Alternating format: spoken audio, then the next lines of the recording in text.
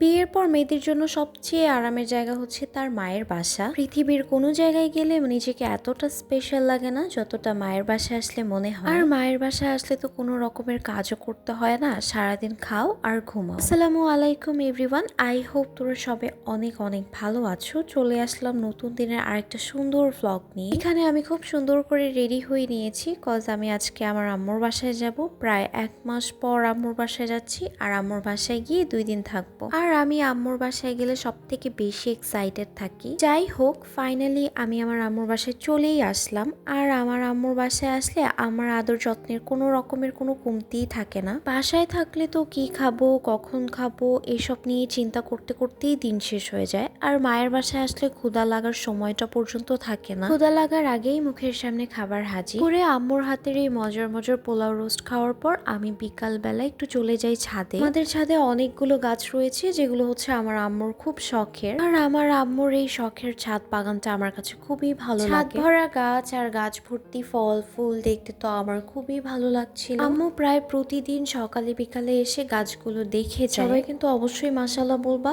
আমার আম্মুর এই ছাদ বাগান দেখে। এই তো আমি এখানে একটা কামরাঙা খাচ্ছিলাম আর এই বেবিটার সাথে একটু খেলা করছিলাম।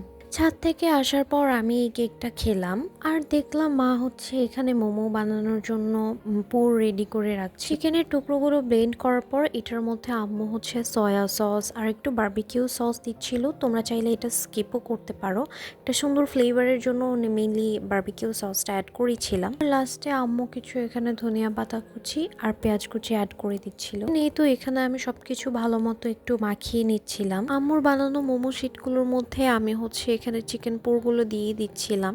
আর এই মোমো বানানোর জন্য কিন্তু অনেক রকমের শেপ ইউজ করা হয়, বাট আমি আমার মতো এই শেপটাই দিচ্ছিলাম। একটা একটা করে সবগুলো মোমোর শেপ আমি এইভাবেই দিচ্ছিলাম। আর এখানে অনেকগুলো মোমোস ছিল। মোমোসগুলো আম্মু হচ্ছে রাইস কুকারের সাথে যেই স্টিমারটা আসে সেটা দিয়ে স্টিম করবে। অবশ্যই স্টিম করার আগে একটু তেল ব্রাশ করে নিতে হবে। প্রায় 10-15 মিনিট পর আম্মু হচ্ছে এই মোমোসগুলো এখন উল্টে দিচ্ছিল। ফাইনালি এই মোমোসগুলো ডান, আর এগুলো কিন্তু খুবই মজারও ছিল। আর ডেজার্ট হিসেবে আম্মু এখানে পুডিংও করেছিল।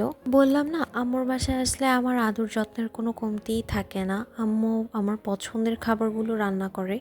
আমি যখন আম্মুর বাসায় যাই আম্মু সবসময় কিচেনেই পড়ে থাকে। পরের দিন চলে গিয়েছিলাম বেইলি রোডের সিরাজ সেন্টারে। মেইনলি ওখানে যাওয়ার রিজনটা ছিল আমার বেস্ট ফ্রেন্ডের সাথে মিট করার। দেন আমরা পিৎজা হাটে চলে গেলাম। এখানে আমি আর আমার ফ্রেন্ড মিলে ভাবছিলাম যে কি ট্রাই করা যায়। আমরা এখানে মোমো পিৎজাটাই অর্ডার করে দিই, কজ এটা ওদের নিউলি লঞ্চড আইটেম ছিল।